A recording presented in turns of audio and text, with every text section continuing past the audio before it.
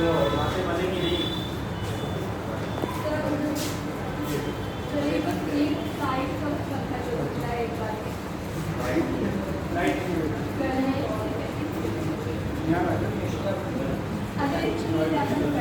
Store होता था ना, स्टोर के वगैरह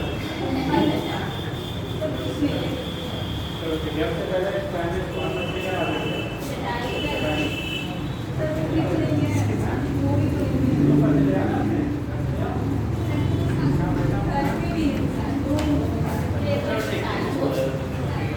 देखिए चलता है आपका स्टार्ट हुआ था इम्पल्स, क्या किया था आपको स्टार्ट इम्पल्स आई करके या फिर तो डेल्टा टी या डेट लिखा था।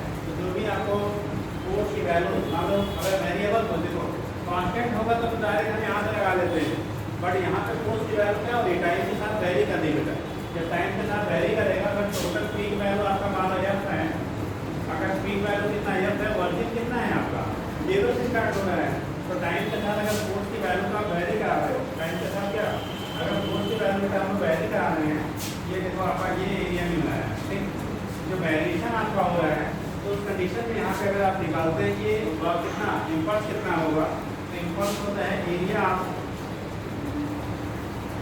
बिटवीन एफटी ग्राफ का जो एरिया होता है फोर्स और टाइम के बीच का जो ग्राफ होता है उसका जो एरिया होगा वो बेटा हमें यहाँ देता है क्या इम्पल्स। अब अगर एरिया यहाँ पे इसके लिए निकालना पर्टिकुलर, तो ट्रायंगल का एरिया सबको पता है, ट्रायंगल का एरिया बेटा त्रिभुज का क्या एरिया को क्षेत्रफल का टू क्या होता है बेटा हाफ बेस इनटू क्या हाइट। अब यहाँ पे जब निकालोगे तो हाफ बेस की वैल्यू आपने टी लिया है और हाइट की वैल्यू क्या है आपका एफ है, तो यह हाफ एफ इंटू टी लिख सकते हैं। अगर पर्टिकुलर ट्रायंगुलर शेप का आपको दिया गया है यानी कि फोर्स की वैल्यू टाइम के साथ वेरी करता है, तो उस कंडीशन में आपका यहाँ पे हो गया इम्पल्स की value half F into T के बराबर होता है। स्टेटमेंट पहले लिखिएगा, बोले बेटा लिखिए ऐसे पॉइंट आने एफटी ग्राफ हेडिंग बना लो, सब हेडिंग करेंगे FT graph force time graph force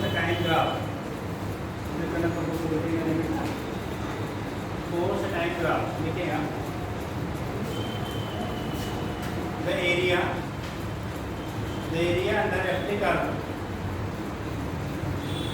the area under FT curve area under FT curve gives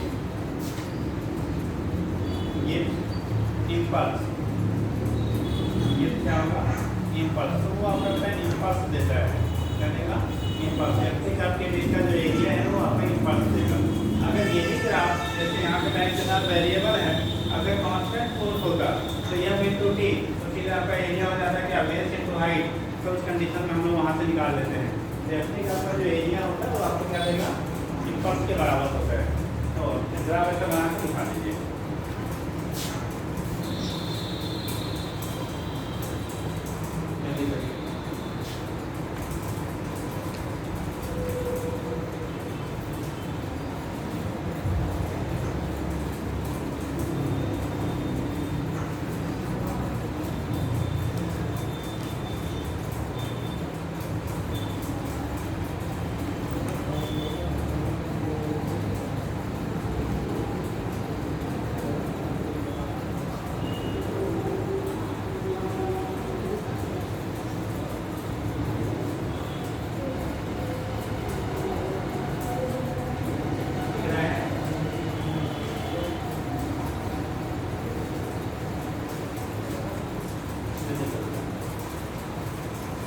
ये कंडीशन आपका हो गया, यहाँ से हम लोग दिखा देंगे एफटी का हमको दिया गया है उस केस में अगर एवरेज फोर्स समझ गया,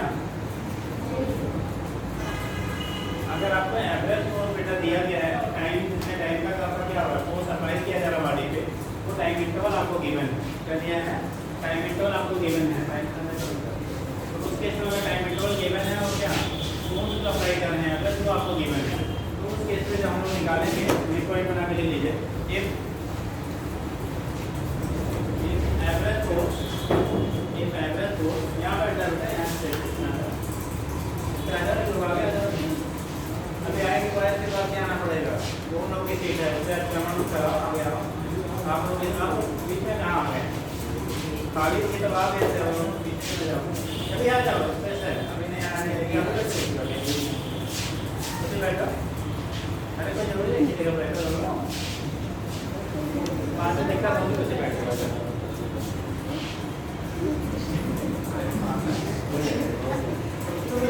चारों उसी मान जाओ तो भी क्या बेटा तो भी उसे चले जाओ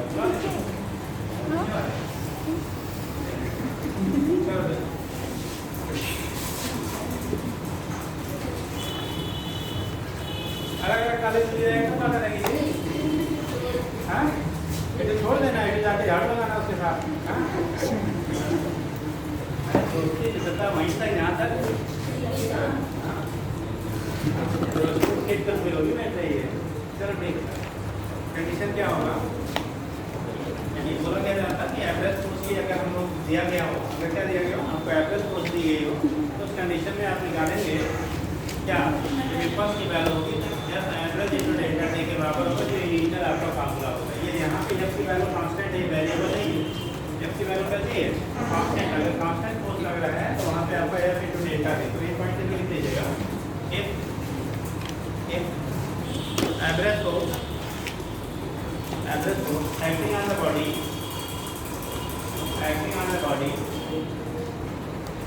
is average force acting on the body,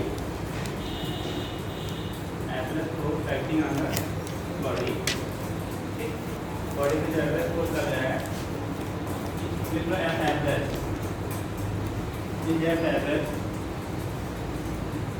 and applied for start time delta t, start time interval delta t, applied for start time interval delta t, लिखिएगा delta t, then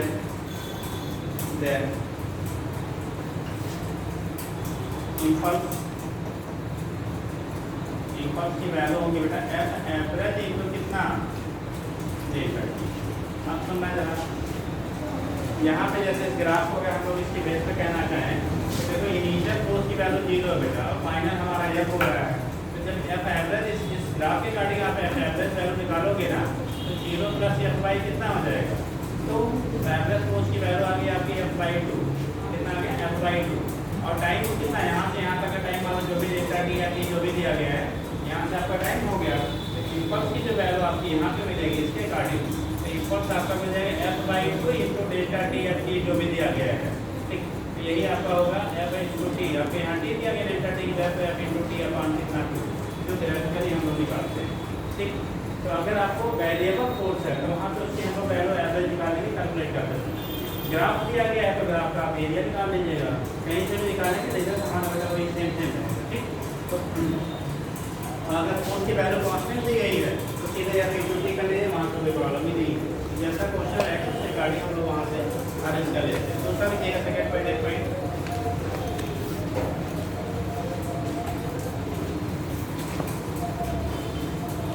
आपने एक फार्मूला पढ़ा था न्यूटन सेकंड लॉ, क्या था Newton second law, अभी तो बताया दिया, कल ही बताया है न्यूटन सेकंड लॉ। तो माननीय मुख्यमंत्री जी को आना पड़ेगा तो उनको पढ़ाने के लिए, है ना, ठीक। अभी कल पढ़ाया गया है और रिस्पांस अटेम्प्ट तो क्या है 0 है। अभी कल बोला ना first law, second law, third law कल ही डिस्कस किया गया है, ठीक है, कल बताया गया है। और आज पूछने के बाद ये हालात में कि अभी भी सेकंड लॉ क्या था बेटा, कितने रुपये याद आ बताओ, मुझे मारना भी आता है, तो ऐसा ना कंडीशन आए कि मारना पड़े, ठीक है, बाबू समझ में आए ज़्यादा बढ़िया है, ठीक। एक लोग सही ढंग से हाथ उठा रहे हैं, आप बता सकते बेटा, ट्राई करके सही बताइए, ऐसा नहीं गलत बता दोगे कि बाद में सजा सुनाई जाएगी, बट ये है ट्राई करके तो सही है, हाँ बताइए।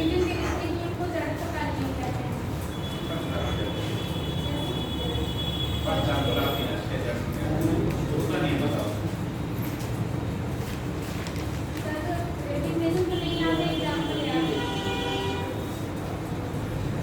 बता दीजिए। जैसे कोई जैसे बस चल रहा हो उसमें यात्री बैठे हैं, अचानक से जब ब्रेक लगता है तो पीछे की साइड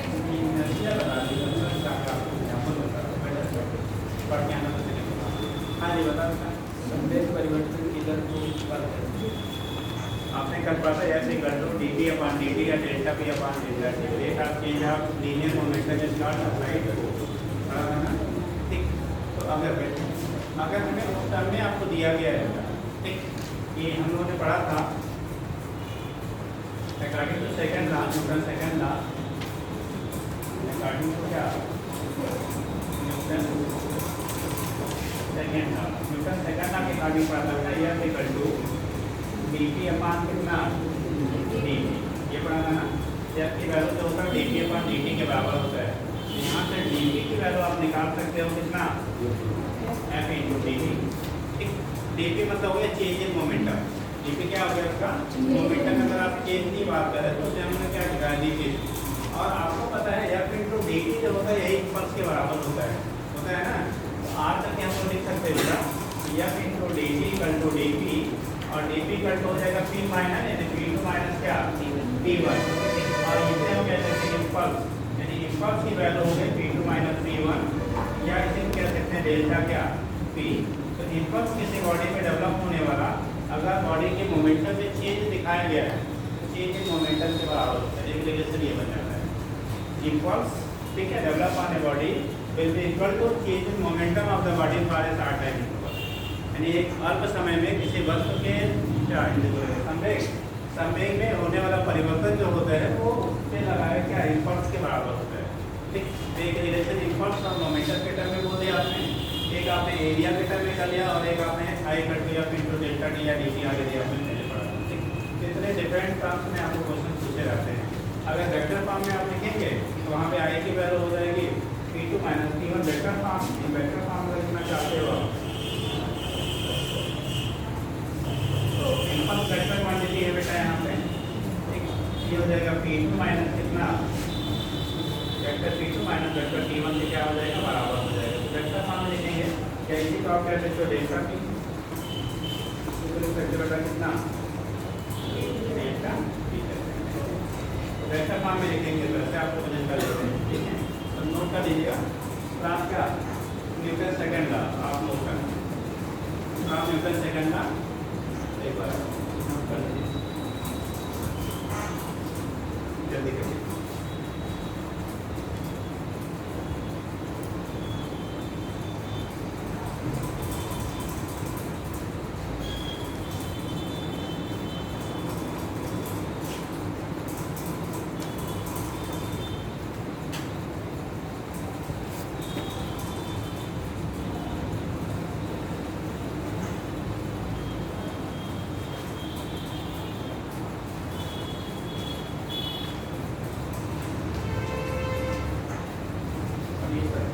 सबके लिए बेटा अगर आपको बहुत अर्जेंट ना हो ठीक तो एब्सेंट मत हुआ करिए किसी भी सब्जेक्ट। ठीक, आप रहेंगे तो जरूर सीखेंगे कुछ ना कुछ, और आए दिन अगर आप गायब रहेंगे तो फिर कंपटीशन इतना आसान नहीं होता है। कंपटीशन अगर क्या एक क्या बहुत टेढ़ा भी नहीं है, बहुत आसान भी नहीं होता है कि आप क्या बीच बीच में कोर्स से पढ़ देंगे और हो जाएगा। एक पूरे सिलेबस पे आपको कमांड होना चाहिए तब जाके कहीं हो पाता है। आप यहाँ गेस पढ़ के नहीं कर सकते कि 2 चैप्टर पढ़ेंगे यहाँ से 8 नंबर आएगा, अगर आप चैप्टर पढ़ेंगे छोड़ देंगे उसमें से 1-2 आता है। ऐसा पढ़ के सिलेक्शन नहीं पॉसिबल है, वो भी खासकर नीट में तो नहीं है। ठीक है, नीट में आपका पॉसिबल नहीं है कि आप सेलेक्टेड क्वेश्चन या चैप्टर पढ़ के आप आ जाएंगे। इसलिए ठीक है, हर चैप्टर इंपॉर्टेंट है, कहाँ से क्वेश्चन का वेराइज होगा ये सर्टेन नहीं होता है। एक कभी कभी इंपॉर्टेंट चैप्टर से बहुत कम पूछे जाते हैं और जो आने एक्सपेक्टेड है वहाँ से बहुत पूछ लेते हैं। तो ऐसा कोई फिक्स नहीं है कि डिफरेंट चैप्टर से इतने ही नंबर आने हैं। ठीक, इसलिए हर चैप्टर को कि अगर आपने थॉरली पढ़ा है क्वेश्चन लगा लेते हैं तभी बात होता है। और ये सब कुछ आपके ऊपर डिपेंड है, हम लोग आपको गाइड करेंगे कैसे आपको करना है, क्या करना है। बाकी पढ़ना, मेहनत करना, डॉक्टर बनना आपका काम है। ठीक है, और टीचर केवल आपको क्या करता है, आपको रास्ता दिखाता है। तो अगर ऐसा होता है कि मेरे पढ़ाने से आप डॉक्टर बन जाएंगे तो जितने लोग पढ़ते क्लास में सब बन जाते हैं, है ना। या मेरे ना पढ़ाने से आप नहीं बन पाएंगे, ये भी कहना गलत है। ठीक, बहुत सारे लोग यहाँ पढ़े बन जाते हैं, मतलब अपने से पढ़ के बन जाते हैं। तो दोनों चीज़ें हैं। ठीक, ये सारी चीज़ें हैं। अगर एक इंस्टीट्यूशन का रोल जो अगर 25% है तो 75% आपका रोल होता है। ठीक, 75% क्या रोल आपके हैं, आप मेहनत करेंगे तभी पॉसिबल है। जैसे बहुत सारे आपने पढ़ा हुआ सुपर क्या 30 और डे चलता है ना, उस सुपर 30 में सुपर 30 का सिलेक्शन मान लीजिए 30 में 30 आउट आप हो जाता है, लेकिन वो 30 में कितने लाखों में से सेलेक्ट किए जाते हैं, तब 30 अलग किए जाते हैं। ठीक, तो 30 को नहीं ऐसा आपकी इसको पकड़ लिया और इसको सिलेक्शन दिला रहे तो बताएं, कोई भी इंस्टीट्यूशन दिला दें, कोई भी टीचर दिला दें। ठीक, वो जो सुपर 30 का 30, 28, 25, 30, 20 हो जाते हैं, इसलिए हो जाते हैं क्योंकि वो लाखों में से क्या किए जाते हैं, छांटे जाते हैं। ऑलरेडी जो बच्चे उस लेवल के उस लायक हैं उनको करेक्ट किया जाता है, तब जाके वो रिजल्ट आता है। ठीक है, ऐसा नहीं कि जो पूरे कहीं से उठा लिया आपके स्कूल में जाकर उठा लिया 320 को आगे आपको सेलेक्ट हो गया, ऐसा नहीं होता है। इसलिए आपकी जो मेहनत होती है तभी चीज़ें पॉसिबल हैं, अदरवाइज पॉसिबल नहीं है। ठीक है, तो थोड़ी मेहनत करना शुरू कर दीजिए। पीछे जैसा भी आपने किया था वो तो 20 को तो आप चेंज नहीं कर सकते, बट फ्यूचर वाले तो आप चेंज कर सकते हैं। ठीक, तो थोड़ा सीरियसली समझाई कर चीज़ें समझ के यहाँ पे जाके क्वेश्चन कर लिया करिए। ठीक, और पहली बात तो रेगुलर रहा करिए, आधे चेहरे रोज बदलते हैं। ठीक है, कभी कोई गायब रहेगा, कभी कोई गायब रहेगा। रेगुलर में कुछ लिमिटेड लोग हैं जो परमानेंट हमें लगता है जैसे चल रहा है रेगुलर, बाकी कभी किसी को बुखार हो जाए, किसी सर्दी हो जाए, किसी को है ट्रेन छूट जाएगी, किसी कुछ हो जाएगा। ठीक, तो जब पेपर मिलेगा ना तो पेपर के दिन पे ये नहीं रहेगा ऑप्शन में कि ट्रेन छूटने वाले हैं, ये बुखार वाले हैं, बीमार वाले हैं, ये बिना AC वाले हैं, ये DC वाले हैं, ऐसा कोई वहाँ पे नहीं करता है। जो लोग दिए होंगे देखते तो लोग एग्जाम दिया था इस बार, नेट कितने लोगों ने पार्टिसिपेट किया था, हाँ बताइए कितने पार्टिसिपेट करे, कुछ भी पाया था, मार्क्स नहीं पूछ रहे हैं। कोई लोग सोच रहे सर पूछे कितना नंबर पाया, जो पाया तो आप जानते ही आपने पाया। ठीक, फिलहाल दिया है कितने लोगों ने। ठीक, उस कंडीशन में बेटा सबके लिए पेपर एक ही था, अलग था जी, एक ही था ना, यूपी बोर्ड वाला CBSE वाला नहीं था ना, सबका एक ही रहता है। ठीक, और मेरिट भी क्या एक ही लेवल से बनाई जाती है, चाहे जैसे भी आपने मार्क्स गेन किए हैं। ठीक, इसलिए थोड़ा सा मेहनत करिए तभी तो पॉसिबल है। चलिए ये हो गया बेटा इम्पल्स। पीछे हम लोग कह रहे थे बेटा इम्पल्स होते हैं, नीचे स्टेप लेके कीजिएगा। देखिए बोले इम्पल्स एक पॉइंट है सर आगे नोट के लिए। Impulse of a force is equal to impulse of a force is equal to the change in momentum, कितना होता है मोमेंटम में चेंज के बराबर होता है, change in momentum equal to the change in momentum. ठीक, तो उस कंडीशन में ये सिचुएशन आपके बनता है क्या होगा, इम्पल्स की वैल्यू क्या होता है, इम्पल्स जो होता है चेंज इन मोमेंटम के क्या होगा इक्वल होगा। अब एप्लीकेशन में आप देख लो, क्योंकि आपने बेसिक फार्मूला पढ़ा था आई इक्वल टू कितना F इंटू डेल्टा टी या dt जो भी लिखा आपने, बेसिक रिलेशन हमारा ये था। कंडीशन क्या होता है हमारे लाइफ में, बहुत सारी चीज़ें ऐसी होती हैं जहाँ पे इम्पल्स की एप्लीकेशन होती है। पहला, आप जो भी गाड़ी साइकिल जो भी यूज़ करते हैं, आप देखते होंगे साइकिलों में चाहे गाड़ियों में, साइकिलों में सीट में फ्लेक्सिबिलिटी दी जाती है, स्प्रिंग सिस्टम हो या उसके सीट कवर फ्लेक्सिबल बनाया जाता है। फ्लेक्सिबल भी बनाते हैं, ठीक, जिससे आपकी बॉडी में जर्क क्या है कम आए, चोट आपको क्या कम लगे। अगर उसी का एक ग्राफ या क्या मेटल का बना दिया जाए तो आपको चोट क्या आएगी ज़्यादा है। तो फ्लेक्सिबिलिटी जो दी जाती है, फ्लेक्सिबिलिटी देने का मतलब अगर किसी को गड्ढे में जा रहा है, ठीक है, ऊपर नीचे हो रहा है तो टाइम होगा इसको क्या कंप्रेस होने में, स्प्रिंग को एक्सपेंड करने या स्प्रिंग को कंप्रेस होने में थोड़ा टाइम रहेगा। और टाइम की वैल्यू जब बढ़ेगी, टाइम इंटरवल आपका बढ़ेगा तो फोर्स जो आपकी बॉडी में रहेगा यानी जर्क जो होगा वो कम लगेगा, फोर्स की वैल्यू क्या होगी आपको कम लगेगी। ठीक, तो कंडीशन इसी तरह से होता है। बहुत सारे लोग आप क्रिकेट खेलते होंगे, खेले होंगे, जब क्रिकेट खेलते तो बाल को जब कैच करता है बेटा, जब प्लेयर कैच करता है वो बाल को अपनी तरफ क्या ले आता है, होता है ना, बाल जब आप कैच करते हो तो अपनी तरफ ले आते हैं हाथ को अपनी तरफ ले आने का बाद क्या होता है, जब बाल आपके हाथ में आएगा अगर आप इमीडिएट रोकेंगे तो तुरंत मोमेंटम की वैल्यू आपको चेंज करके 0 करना पड़ेगा। और जब आप अपनी तरफ ले आएंगे तो टाइम इंटरवल क्या होगा बढ़ जाएगा। और जब टाइम इंटरवल बेटा बढ़ेगा तो आपके हाथ पे लगने वाला क्या होगा, जो चोट है, जर्क है, जरी है, वो क्या होगी कम होगी। आप देखते होंगे जब कीपर होता है ग्लव्स पहन के रखता है, होता है ना, जो कीपर होता है क्रिकेट में जो कीपर होता है कीपिंग का काम करता है वो ग्लव्स पहन के रखता है। तो ग्लव्स पहन के रखने का बाद क्या होता है, बॉल आती है इमीडिएटली उसके पास इतना स्पेस भी नहीं होता बॉल बैक होने का, तो उस कंडीशन में इमीडिएटली गया क्या बाल को कैच करना होता है। और जब कैच करता है तो उस कंडीशन में क्या करेगा, जो ग्लव्स होता है वो बाल में उससे हीट करता है तो ग्लव्स कंप्रेस होने में कुछ टाइम इंटरवल लगेगा। और जब टाइम इंटरवल लगेगा तो आपके हाथ में क्या जो प्लेयर है उसके हाथ में जो क्या जर्क या इंजरी जो भी कह लो, चोट जो भी कह लो, वो आपका कम आएगा। ठीक, इसी तरह से आप नेकेड अगर क्या कुछ पैर में पहने नहीं हैं और कहीं हाइट से जंप करते हैं तो चोट आपको ज़्यादा आती है। अगर आप शूज वगैरह कुछ पहन के जंप करते हैं तो रिलेटिवली क्या आता है कम आता है। ठीक, तो ये सारे जो कॉन्सेप्ट है वो इम्पल्स पे ही क्या करता है काम करता है। आप उससे थप्पड़ मारता है तो आप चेहरा किधर ले जाते हैं उसकी तरफ, इससे दूर ले जाते हैं ना, तो तो बचाने का नहीं कॉन्सेप्ट है। आपको चेहरे को टच करेगा तो टच करते हुए कुछ टाइम आपको मिलेगा, आपको चोट कम लगेगा। अगर गलती से उसकी तरफ ले गए तो डबल हो जाए, ठीक। तो वो केस आपका जो होता है, देखें आपको जो भी ये कार हम लोग यूज़ करते हैं वो सारे के सारे टाइम इंटरवल बढ़ाने के लिए, और टाइम इंटरवल बढ़ाने का मतलब जो आपके हाथ पे या बॉडी में इंजरी हो रही है उसको रिड्यूस करने के लिए। इसलिए जितनी भी गाड़ियाँ आपकी होती हैं, जितनी भी लग्जरी गाड़ियाँ हैं, सभी में क्या सीट और प्लस आपका सिस्टम बड़ा फ्लेक्सिबल दिया जाता है। तो फ्लेक्सिबिलिटी इसीलिए दिया जाता है कि जब भी वो किसी गड्ढे गुड्ढे में पास आउट हो तो क्या हो, उसको कंप्रेस होने में टाइम क्या लगेगा, ज़्यादा टाइम ज़्यादा जाएगा, तो आपकी बॉडी पर जल्द उतना ही कम आएगा। ट्राली में कितने लोग बैठे हो? ट्राली गाँव में ट्राली बैठा कि नहीं? अरे ट्राली ट्रैक्टर यार हिंदुस्तान का पहला सवारी है, नहीं क्या बैठे हैं? ट्राली पे साइकिल होता है क्या? जितना गड्ढा में नीचे जाएगा आपको भी ले जाता है, जितना ऊपर आता है आपको भी ले जाता है। तो अगर आपको बैठने का थोड़ा हैबिचुअल नहीं है, पहली बार बैठा के 20 किलोमीटर लगा दिया जाए तो अगले दिन या तो हॉस्पिटल में मिलेंगे या तो टैबलेट के साथ मिलेंगे। तो रीजन आपका वही होता है, ठीक है, क्योंकि वो क्या होता है आपके बॉडी में जाके आएगा, ठीक।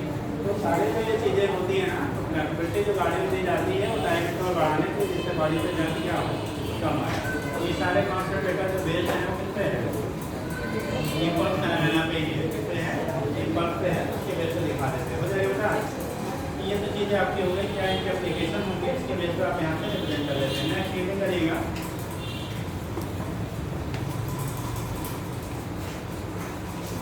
Law of conservation of linear momentum.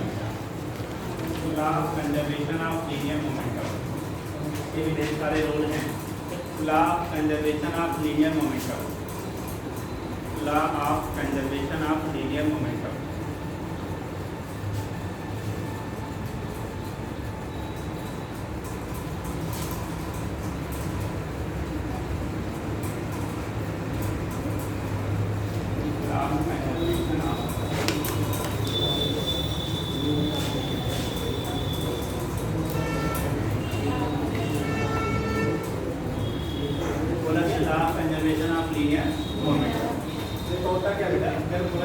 कोई बॉडी है, कोई मूविंग बॉडी हो या रेस्ट में जो भी है, अगर उसमें कोई हम लोग एक्सटर्नल फोर्स अप्लाई नहीं करते तो मोमेंटम इमेज क्या रहेगा?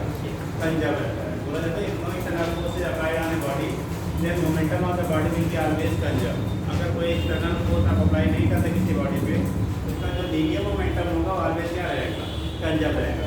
कंजर्व रहने का मीनिंग हो गया जितना पहले था उतना ही क्या होगा? बाद में बना रहेगा। तो इसी कॉन्सेप्ट का यूज़ करके बहुत सारे आपके एप्लीकेशन है जो हम लोग यूज़ करते हैं। जैसे आपने पढ़ा होगा रिकॉइलिंग ऑफ गन, पढ़ा है? रिकॉइलिंग ऑफ गन हिंदी क्या बोलते हैं भैया लोग? रिकॉइलिंग ऑफ यानी गन को जब आप फायर करते हो बुलेट आगे की तरफ जाता है, गन किधर आता है? Back side. उसी को रिकॉइलिंग ऑफ गन कहते हैं बेटा। इसी तरह से बोट अगर किनारे जोर पे आता है और आप बोट से जंप करते हैं तो वो आप आगे की तरफ जंप करते हैं, बोट किधर जाता है? पीछे की तरफ जाता है। ये सारे एप्लीकेशंस आपको कंजर्वेशन ऑफ मोमेंटम, आपने रॉकेट को पर्सन पढ़ा होगा।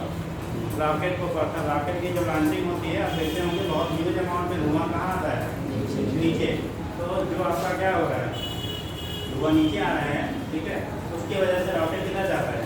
ऊपर की तरफ जाता है। तो ऊपर जाने का जो कॉज है वो जितना इनिशियल इनोमोलेस में है फ्यूल बर्न होता है, ठीक है, तो वहाँ से क्या हो रहा है? गैस नीचे रिलीज हो रही है, आपका क्या जो रॉकेट होता है ऊपर जाता है। या आप दीपावली वगैरह में पटाखे जलाते हैं रॉकेट वाला, तो क्या होता है? आप लाइट लगाते हो तो क्या होता है? वो जैसे आग लगती है जलना शुरू होता है, नीचे की तरफ क्या होती है आपकी? क्या निकलता है? गैस निकलता है और रॉकेट कहाँ जाता है? ऊपर की तरफ। छोटे क्वान्टिटी का होता है तो छोटा जलना होता है। अब जो रॉकेट का क्या लांचिंग वगैरह आपने देखा होगा टीवी वगैरह में, तो उसके इसमें क्या ह्यूज अमाउंट में गैस निकलती है, तो उसके इसमें आपका क्या होता है? हाई स्पीड से जाता है और उसकी साइज क्या होती है? आपकी बड़ी होती है। ये कंडीशन आपका होता है वो सबसे बेस्ट आपका होता है कंजर्वेशन ऑफ लीनियर मोमेंटम पे। तो लिख लीजिएगा कंजर्वेशन ऑफ लीनियर मोमेंटम, लिखिएगा according to this law, according to this law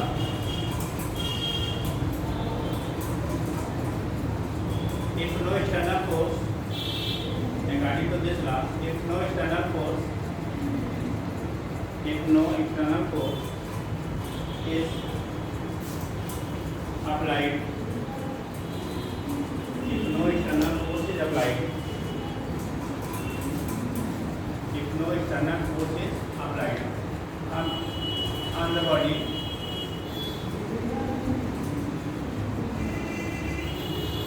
then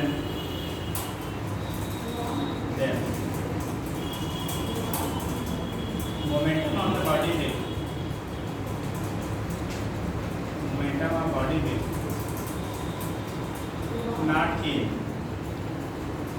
will not change. Momentum of our body will not change. That is, momentum will be conserved.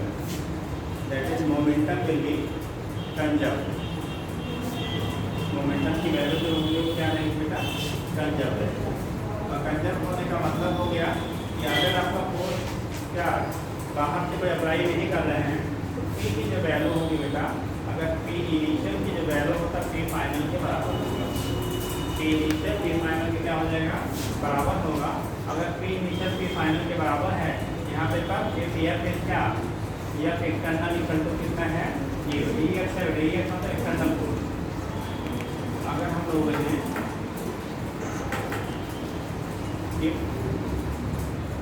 या external की value zero है तो P initial P final में क्या होगा, always equal होगा।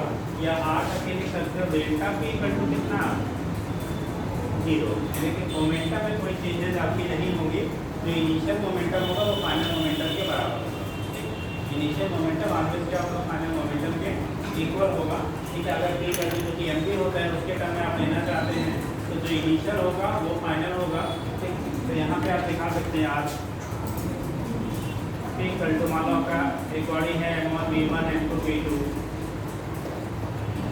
M3 V3 equal to क्या, constant. इसकी वैल्यू जो रहेगी वो हमेशा क्या रहेगा, कांस्टेंट रहेगा। उसकी कोई चेंजेस नहीं होगी जब तक हम कोई फोर्स बाहर से अप्लाई नहीं कर रहे हैं। या पी की वैल्यू जो होगी वो P1 + P2 + P3 डॉट जो भी है, जो इनिशियल था वही आपका फाइनल ही रहेगा। ठीक, तो यहाँ से दिखा देते हैं आप क्या हो गई चाहिए और पी की वैल्यू हो जाएगा पी। लेकिन याद रखेंगे मोमेंटम वेक्टर है कि स्केलर, मोमेंटम वेक्टर क्वांटिटी होता है स्केलर बेटा, वेक्टर क्वांटिटी होता है। तो मोमेंटम वेक्टर क्वांटिटी तो वेक्टर फॉर्म में हम सब करेंगे। क्वेश्चन सॉल्व करते समय उस चीज़ को आप ध्यान रखेंगे, हमेशा जो सम करेंगे वो वेक्टर फॉर्म में करेंगे। वेक्टर मतलब उसके डायरेक्शन को इंक्लूड करके, डायरेक्शन को क्या इंक्लूड करके आप रखेंगे। उसके बेस पर दिखाते हैं। यहाँ पे भी जब हम लोग लिखेंगे तो M1 V1 मास वेक्टर है कि स्केलर नहीं, मास क्या है, स्केलर क्वांटिटी है। ठीक है। वेलोसिटी क्या है, वेक्टर क्वांटिटी है। तो डायरेक्शन को साथ में हम लोग यहाँ पे लिखेंगे तो क्या लिखते हैं, फिर भी कंजर्व यही में एक एफ का तो जीरो नोट कर लीजिए। अगर एम की वैल्यू जीरो है तो उस कंडीशन में आपका क्या होगा, मोमेंटम की वैल्यू ऑलवेज कांस्टेंट रहेगा। जो भी इनिशियल है वो फाइनल हमेशा बना रहेगा। ठीक है। जल्दी करके दिख रहा है कि छोटा हो गया,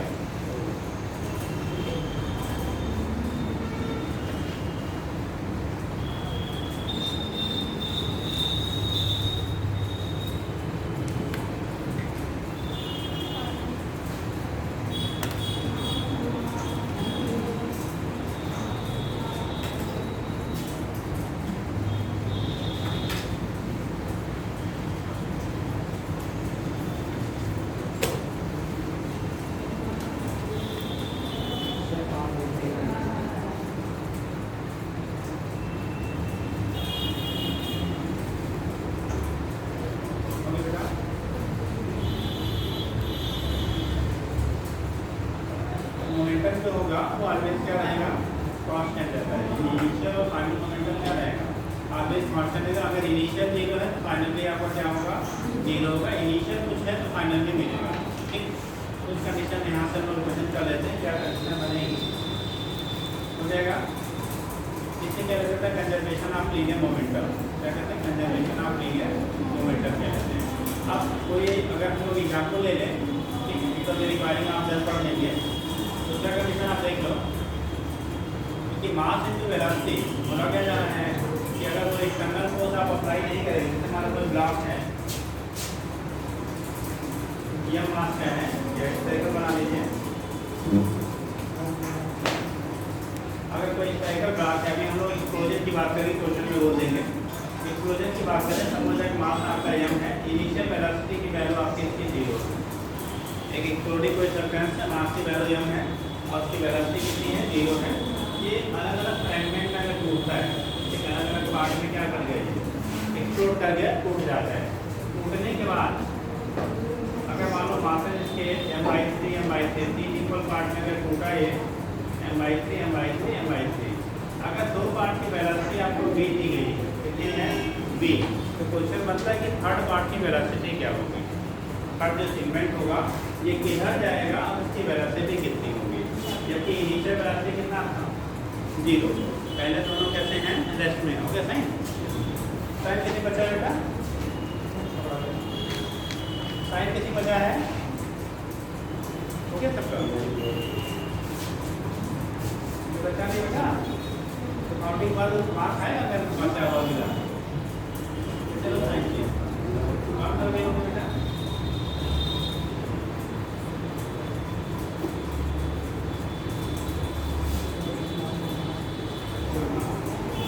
तो कंडीशन क्या हो रहा है आपका, अब आपको निकालना है कि इसकी क्या, ये जो आपका ब्लॉक है इसकी वेलोसिटी क्या होगी, कितनी होगी और किधर डायरेक्शन क्या होगा।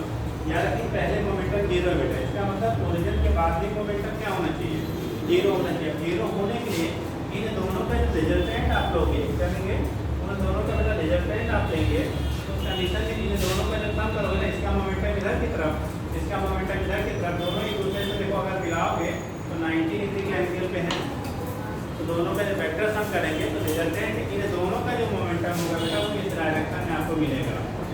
अगर इस डायरेक्शन में p डैश मिलना है, इस वाले का मोमेंटम जस्ट उसी के क्या होगा, अपोजिट होगा, क्योंकि नेट वैल्यू हमें 0 करना है, तो इन दोनों का रिजल्टेंट जितना इधर मिलेगा उतना ही वैल्यू इस थर्ड वाले का क्या होगा, अपोजिट डायरेक्शन मिलेगा, तब जाकर रिजल्टेंट वैल्यू आपकी 0 होगी। देखिए एक्सप्लोजन पे क्वेश्चन पूछा जाता है, फिर बोल देंगे क्या कर रहा खाते क्लियर, ये हो गया। यानी कि मोमेंटम जो होगा वो आने में कंजर्व रहता है, मोमेंटम की वैल्यू आगे कंजर्व होगी।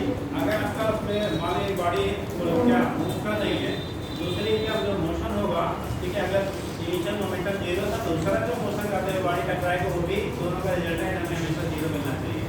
अब इसकी एप्लीकेशन में लिख लीजिए, एप्लीकेशन में लिख लो, यानी कि आपको जिस भी टर्म में आप लिखना चाहते हैं लिख लीजिएगा। Application of conservation of linear momentum है, मोमेंटम कर लो,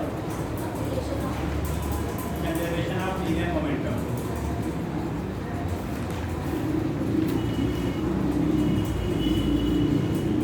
तो एप्लीकेशन हम लोग लिखेंगे बेटा,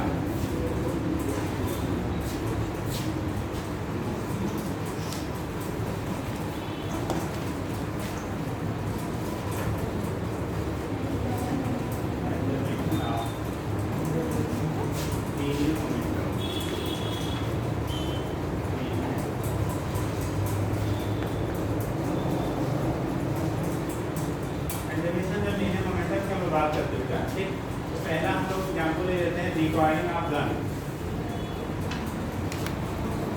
रिक्वायरिंग ऑफ क्या, अभी आपको समझाया रिक्वायरिंग का मतलब होता है जब गन से लोग बुलेट को फायर करते हैं, बुलेट से आगे की तरफ जाता है तो गन आपको पीछे की तरफ क्या करता है, मूव करता है।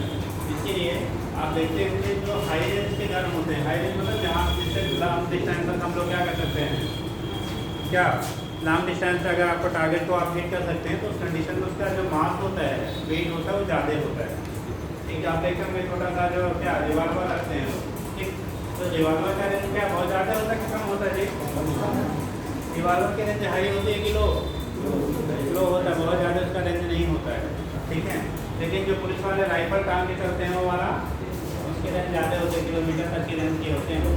ठीक, तो उस कंडीशन में इसीलिए जो जितना ज़्यादा क्या होगा रेंज का गन होगा, उसका मास जो होता है उतना ज़्यादा रखा जाता है। रीजन क्या है, जैसे बुलेट दूर जाने का मतलब क्या होगा, ज़्यादा वेलोसिटी से रिलीज होगा, ज़्यादा वेलोसिटी से रिलीज होगा तो पीछे की तरफ क्या करेगा, आपको ज़्यादा पुशअप करेगा। और अगर मास आपका उसका हल्का है तो जो भी उसको यूज़ करेगा, जो भी क्या ऑपरेट करेगा, उसको चोट आने के चांसेस क्या होंगे, ज़्यादा होंगे, चोट आने के चांसेस क्या होंगे, ज़्यादा होंगे। इसीलिए गन की साइज क्या रखी जाती है, मास को हैवी कर दिया जाता है। दूसरा चीज़ें होती हैं जो हाई रेंज के गन होते हैं या तो आप शोल्डर के सपोर्ट से फायर करते हैं या फिर किसी बेस पे रख के उसके बाद फायर किया जाता है। तो उसका रीजन क्या वही होता है। अदरवाइज अगर आप सीधे जैसे फिल्मों में दिखाते हैं कि 47 हाथ से दड़ा दड़ा के मारता है, खाली फिल्मों में ही होता है, हकीकत में ऐसा तो पॉसिबल नहीं है ना। ठीक, तो इसमें वहाँ पे कंडीशन क्या है, अगर आप हाथ से ऐसे ओपनली फायर करते हैं तो हाथ को उसका फट के पीछे चला जाए। रीजन क्या होगा, जितना ज़्यादा रेंज होगा या जितना पर यूनिट टाइम में ज़्यादा बुलेट क्या करेगा, रिलीज करेगा, वो उतना ही ज़्यादा आप पे क्या करेगा, जल के पीछे की तरफ आएगा। ठीक है, इसीलिए आपने देखा होगा मशीन गन वगैरह हकीकत में देखने के यहाँ मिलेगी नहीं, जहाँ आप फिल्मों में देखे होंगे। ठीक है, तो कुछ जो फिल्में थोड़ी नेचुरल लगती हैं, ठीक, उसमें क्या होता है नीचे बेस पे रख के उसके बाद फायर करते हैं, होता है ना।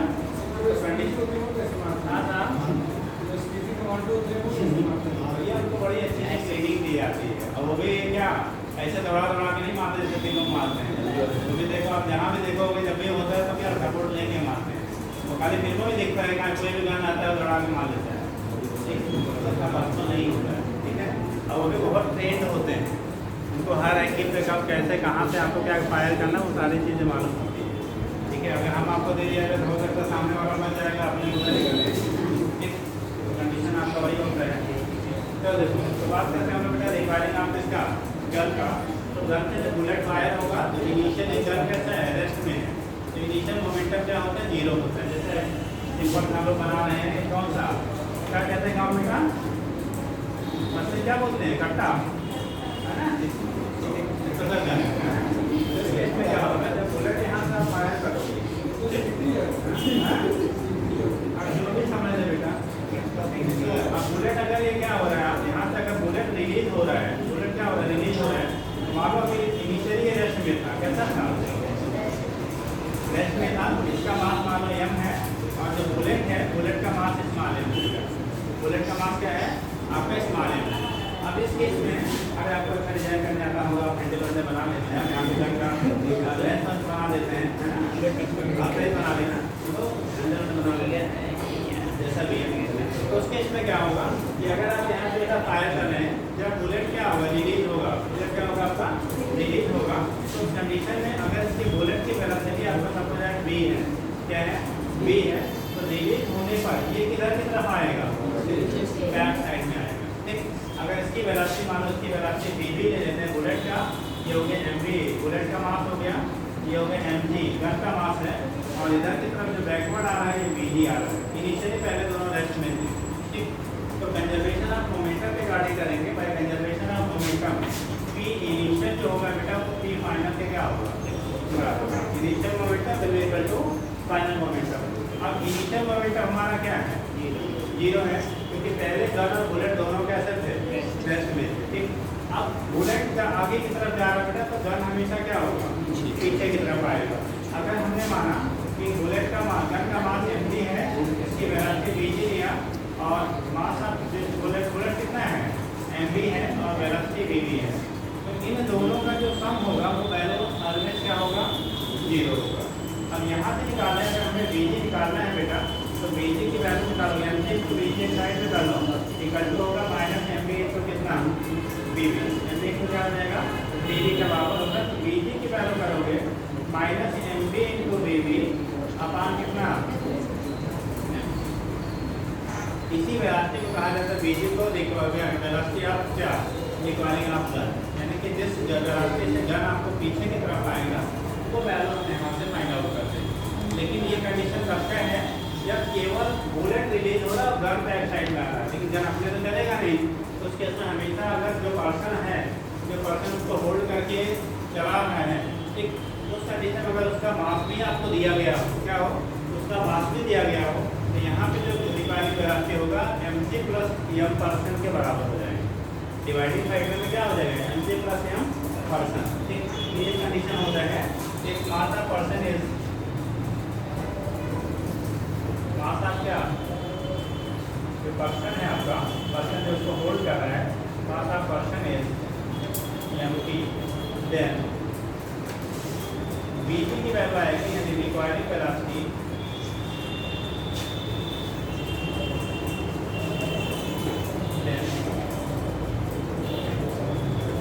requiring velocity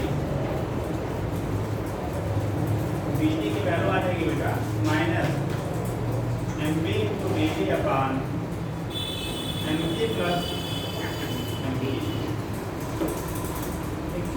अगर पर्सन का मास जो होल्ड करके उसको पकड़ के क्या कर रहा है, चला रहा है, अगर उसका मास भी आपको दिया गया है तो उस कंडीशन में जो उसकी रिक्वायरिंग वेलोसिटी गन की मिलेगी वो आपका डिवाइडिंग फैक्टर में गन के मास के साथ उस पर्सन का मास भी क्या हो जाएगा, जुड़ जाएगा। ठीक है, तो ये कंडीशन होते हैं। इसकी वजह से आपको जो वेलोसिटी होती है, जितना आपका क्या मास इसका गन का ज़्यादा होगा, ठीक है, उतना ही आपके पीछे की तरफ आने के चांस है, या जब जो आएगा पीछे की तरफ झटका जो रहेगा या वेलोसिटी गेन करेगा उतना ही कम होगा। ठीक, ये चीज़ें होती है। इसलिए ज़्यादा लेंथ की जो गनें होती है उसको शोल्डर पे लगा के फिर क्या करते हैं, यूज़ करते हैं। ठीक है, तो लिखिएगा रिगार्डिंग ऑफ गन, लिखिएगा।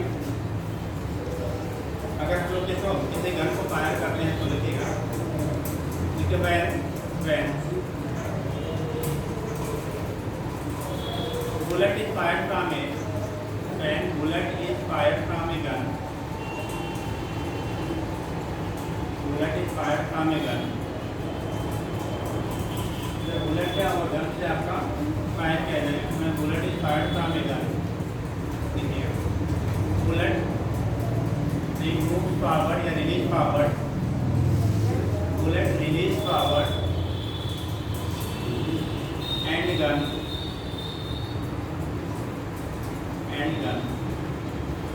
Moves backward and gun moves backward, क्या बैकवर्ड। ठीक हो गया। देखिए the velocity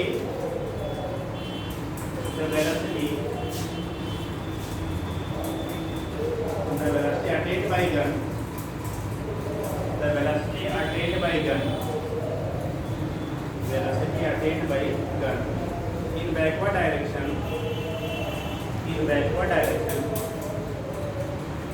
velocity attained by gun in backward direction is called recoiling of gun. Velocity attained by gun in backward direction is called recoiling of gun.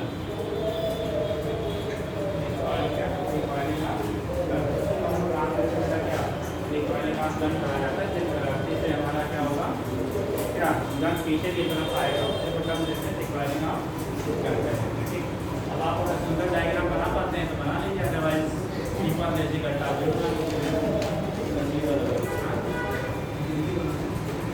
जो भी आप बना पाइए, मतलब केवल क्या उसके कॉन्सेप्ट हैं वो कैसा है उसके मतलब नहीं।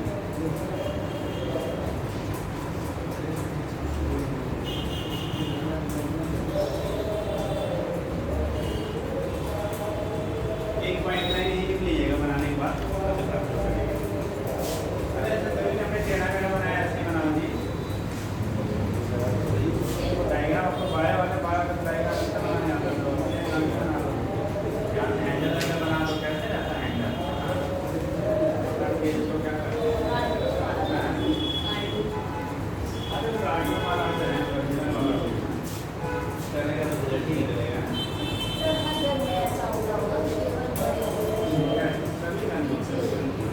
सभी होता है, जितनी रेंज जाते होगे उतना जाते पीछे आपको क्या कोशिश करेगा, जितना कम होगा। अरे बदलतियाँ लगती हैं तो बैलून फोड़ने वाले गन वहाँ पे रखे रहते हैं ना, बैलून फोड़ने के लिए। हाँ जी सर बताइए। अरे आप ही बता दीजिएगा उनके क्वेश्चन आपको पता है। अब खिलौने में भी होगा बट इतना उसका नहीं होगा कि आपको फील हो। ठीक, अगर वो भी अच्छी क्वालिटी का ज़्यादा लेने के लिए आपको थोड़ा बहुत उसमें फील होगा। ठीक, तो अब पता लगा वो यहाँ पे बुलेट करके यहाँ पे पहुँच रहा है तो आपको कितना तेज झटका मारेगा।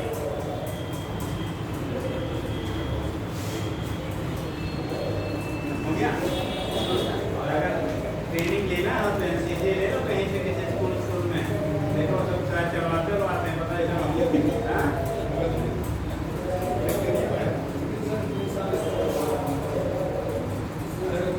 दो परसेंट मिलता है तुम्हें, वो क्या कहते हैं रिलैक्सेशन 2%।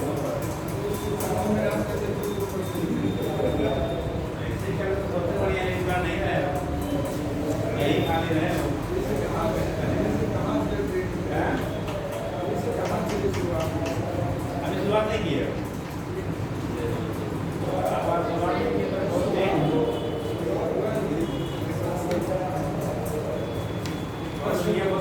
बात कर चुके हैं।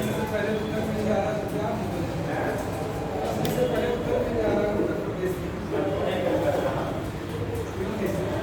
यहाँ पे आपको नहीं मिलेगा, आपके पास आपने नहीं किया है क्या? आपने मिलेगा ना इस वजह से पहले मिल जाएगा।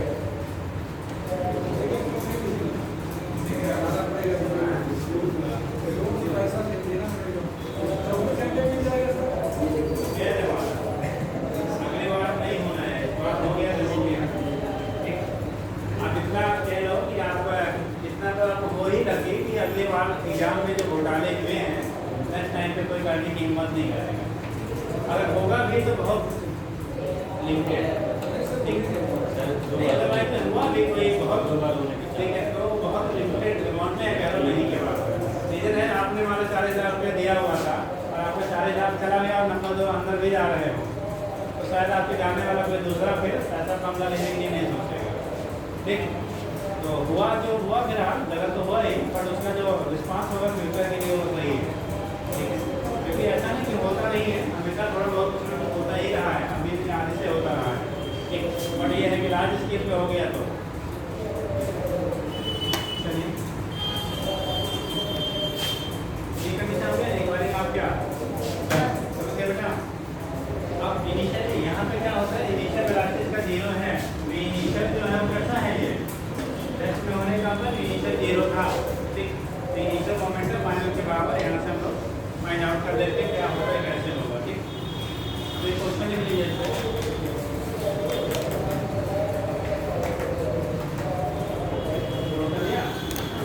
बीटी कर लेना, बीटी क्या है, रिकॉर्डिंग कराते आप गए हैं यहाँ पे बीटी जो है, बीटी को वही क्या कहते हैं,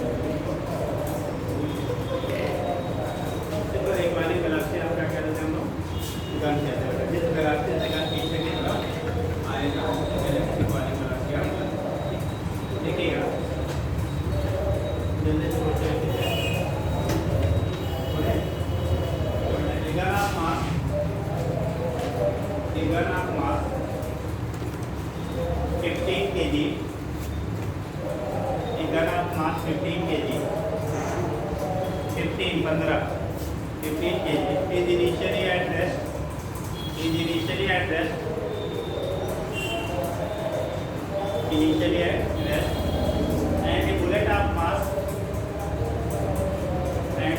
of mass 100 grams, bullet of mass 100 grams is released from the gun,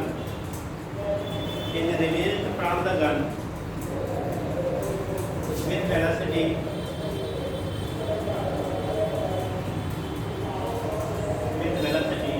200 meter per second.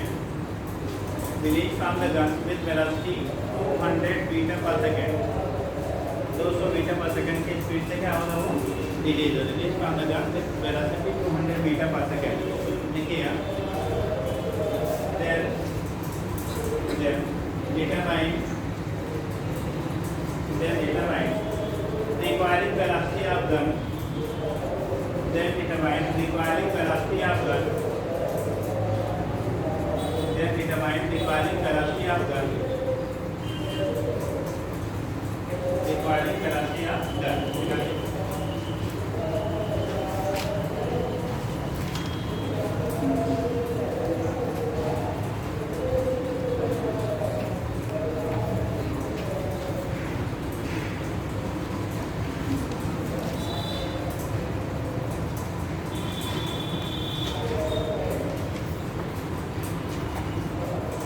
हो गया? तो रिक्वायरिंग वेलोसिटी आप गन यहाँ से हम लोग क्या कर सकते हैं, मीटर बैठ जल्दी। अगर पर्सन के मास के बारे में कोई इंफॉर्मेशन नहीं तो जबरदस्ती अपना मास में जोड़ देना, दिया रहेगा तभी आप इंक्लूड करेंगे, नहीं तो कौन सा फॉर्मूला यूज करेंगे, ये वाला। अगर आपको पर्सन का मास दिया है बेटा तब हम लोग इसको यूज करिएगा। अगर पर्सन का मास नहीं है तो इसमें आप ठीक है कौन सा फर्स्ट वाला यूज करिएगा अगर परसेंट का मास है।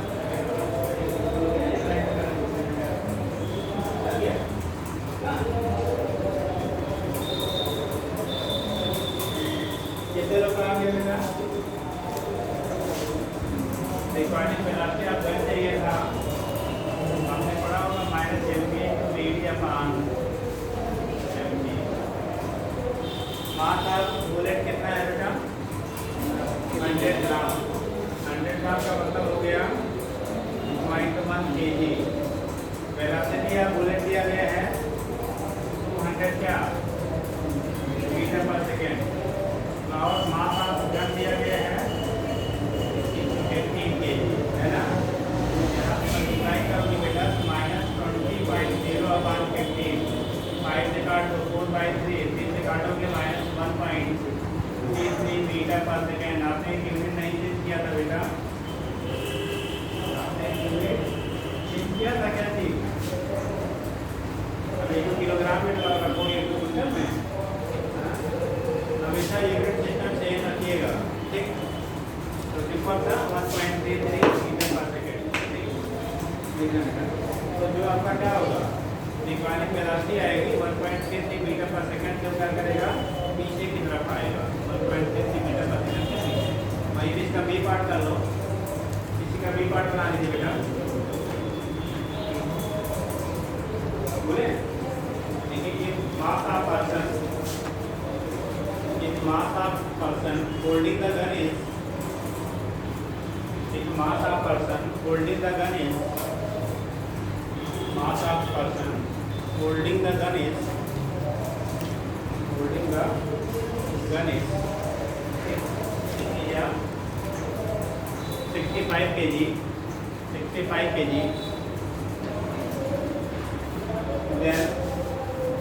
then determine requiring velocity of gun, 65 kg, then determine requiring velocity of gun, then determine requiring velocity of gun। तो जो गन की रिक्वायरिंग वेलोसिटी होगी वो कितनी होगी ये डिटरमाइन करना है। then determine requiring velocity of gun, है ना?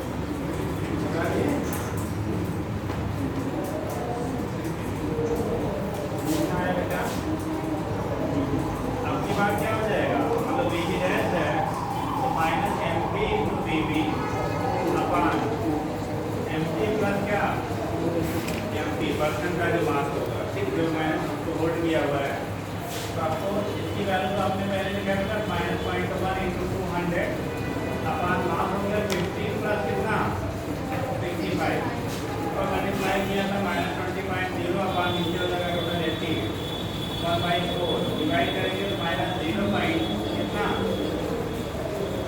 0.25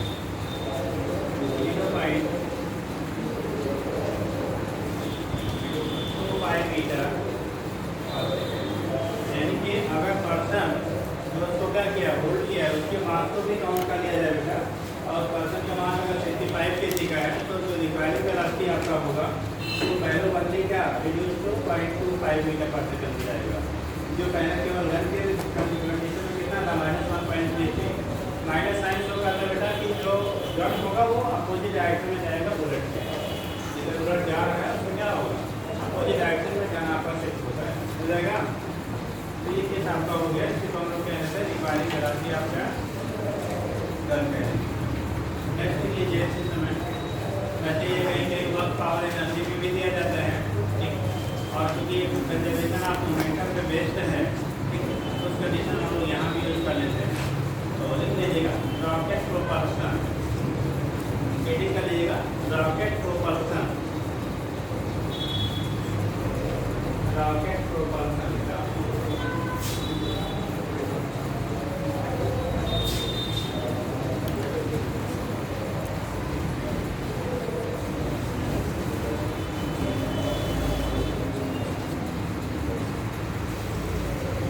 रॉकेट प्रोपल्सन क्या है? देखो रॉकेट प्रोपल्सन में क्या होता है, ये भी कंजर्वेशन ऑफ मोमेंटम से ही काम करता है। आपका है क्या कंजर्वेशन ऑफ मोमेंटम का, मोमेंटम जो होगा वो रॉकेट का लॉन्चिंग के पहले और लॉन्चिंग के बाद दोनों हमेशा कंजर्व रहेगा, ठीक। तो हम लोग बनाते हैं यहाँ पे 3 पार्ट में, देख लीजिए।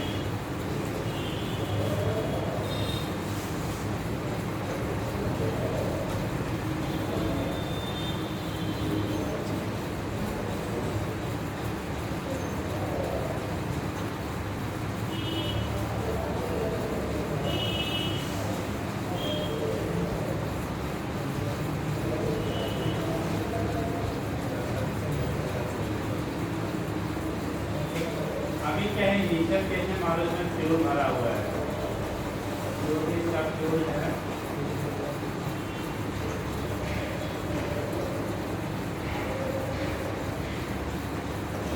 ठीक नीचे ही है।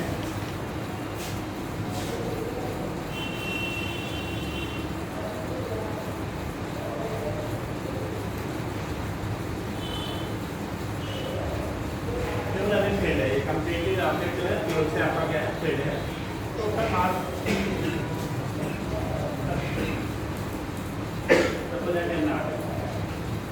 मास एम नॉट है।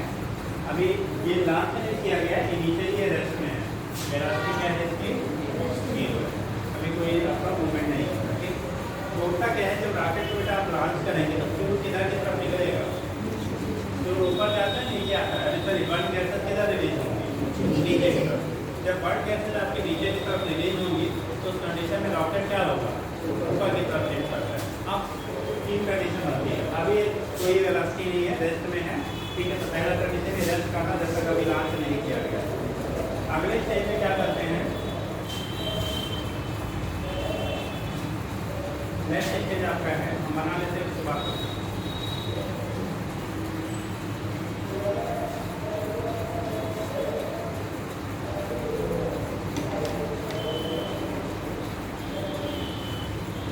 तो यहाँ से आप लॉन्चिंग हो चुकी है।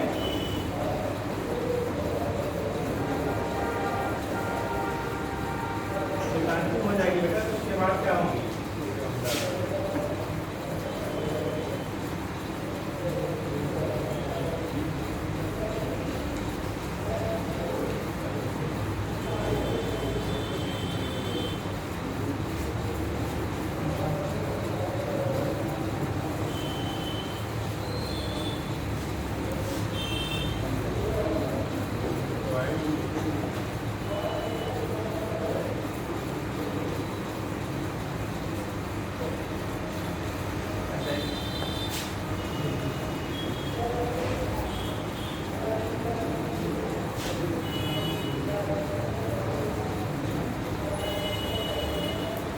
बर्न गैसेस है बेटा जो रिलीज हो रही है, ठीक।